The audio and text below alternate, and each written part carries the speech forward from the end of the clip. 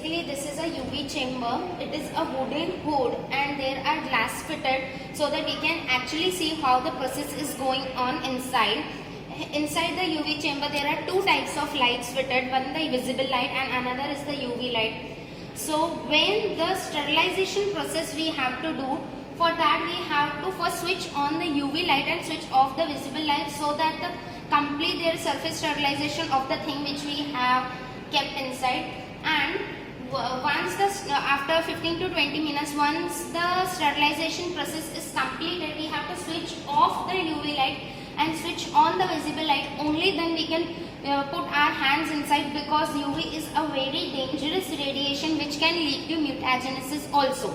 So another application of UV chamber is whenever we have to do any mutagenesis experiment, we can do that using the UV chamber.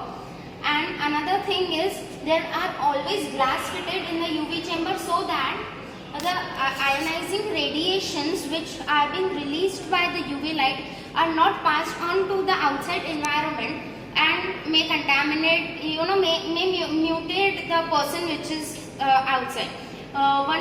Once what happened is, there is a very well-known example that if you get exposed to the UV light, you will get red rashes on your skin. So to avoid that, all the precautions are being taken, and one of the major thing in the UV chamber is always made of wood.